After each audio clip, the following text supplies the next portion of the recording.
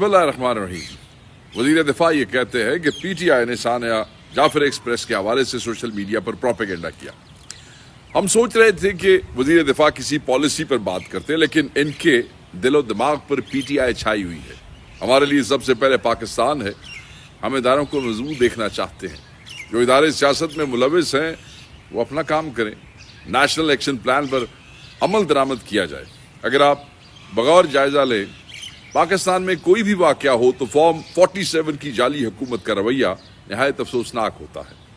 Jafar express वाक़या पर तर्जमान दफ्तर खारजा भारत और अफगानिस्तान का नाम ले रहे हैं और आलमी बिरादरी की तवज्जो संगीन और तशवीशनाक मुदाखलत और सूरत हाल की तरफ करवाने की कोशिश कर रहे हैं। ऐसे में मैंडेट चोर जमात के हारे हुए बराए नाम वजीर दिफा मलबा तहरीक इंसाफ पर डालकर पाकिस्तान के खिलाफ साजिश रचाने में मसरूफ है।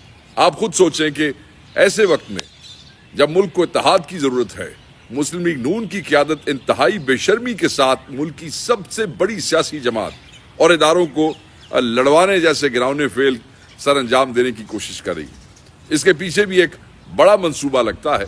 अगर मुल्क में इत्तेहाद की फिजा कायम हो जाए तो जो मज़े मुस्लिम लीग नून इलेक्शन चोरी करके लूट रही है, वो जो डाकों की निस्बत से लूट रही है, वो सारे ख़त्म हो जाएंगे। फिर आज नौजवानों वालों के खिलाफ जहरीला प्रोपेगेंडा बर्दाश्त नहीं करेंगे। कुर्बानियाँ रायगा नहीं जाएंगी। ये कहा है शहबाज शरीफ की, जो उन्होंने गुफ्तगू की है कोयटा में। शहबाज शरीफ खसूसी तौर पे कोयटा गए, और भाई जाना भी था तो चले गए, ठीक है, वो 2 दिन बाद गए। मुनासिब होता कि वहाँ खुलकर बलोचिस्तान के मसाइल और इनके हल पर गुफ्तगू करते, बताते कि आगे का लाएमल क्या है, कौम को मुत्तहद कैसे करना है। उल्टा वहाँ पर भी इमरान खान और तहरीक इंसाफ को निशाना बनाया। इत्तेहाद खाक होना और तो और बलोचिस्तान दहशत गर्दों के घेरे में है, वहाँ अमन अमान की सूरत हाल बदतरीन है। वज़ीर आज़म साहब के दौरान लैपटॉप स्कॉलरशिप का ऐलान करके आए हैं इस दौरे में। भाई वहाँ के मसाइल हल करें। वहाँ भी अपनी तशहीरी मुहिम के चक्कर में इनको देख कर बस यही कहूँगा कि पाकिस्तान हमेशा की तरह नाजुक दौर से गुजर रहा है, और जिनकी वजह से गुजर रहा है वो समझते हैं कि नाजुक दौर में ही इनका भला है। इससे ज़्यादा शहबाज शरीफ की क्या बदबख्ती हो सकती है कि इसे तारीख में एक जाली वज़ीर आज़म या जाली सरबराह के तौर पर याद किया जाएगा। इसके बारे में यह भी कहा जाएगा कि तारीख में एक ऐसा अजीब जहनीत का बादशाह गुजरा है जिसकी कौम उससे अमन मांग रही थी और वो इनमें लैपटॉप तकसीम कर रहा था। बात यही नहीं ख़त्म हो जाती है। अगर इस अजीब व गरीब इंसान को वहाँ थोड़ा मौका और मिलता तो ये 2 रुपए रोटी वाला तंदूर बनाकर रोटियां भी लगानी शुरू करवा देते वहाँ पे। बाकी जहाँ तक बात है तहरीक इंसाफ के बारे में बहकी बातें करने को, तो समझ लें कि चोर की दाढ़ी में तिनका है। आपको याद होगा कि इमरान खान साहब ने कहा था कि शहबाज शरीफ को नींद नहीं आएगी, तो शहबाज शरीफ की शक्ल से पता चलता है कि आजकल नींद पूरी नहीं हो रही। फॉर्म 47-45 देख कर चीख उठते हैं ख्वाब में।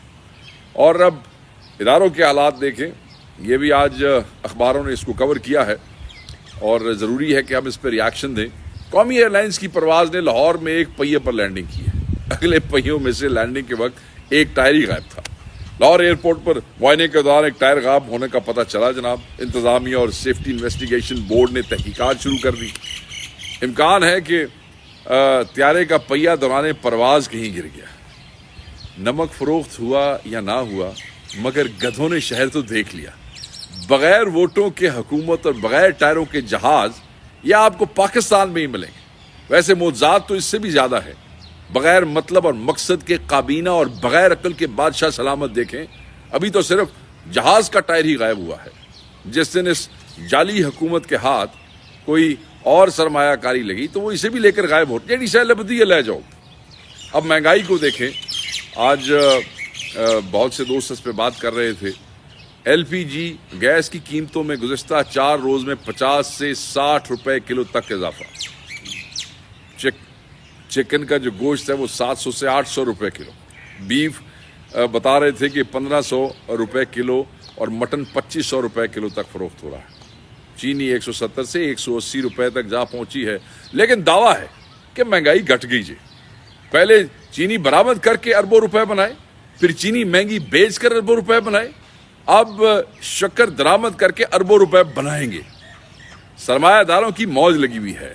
عوام کا کچومر نکل گیا ہے. جب چینی کی برآمد کی اجازت دی تھی تو کہا تھا کہ 2 روپے کلو بھی مہنگی نہیں ہوگی.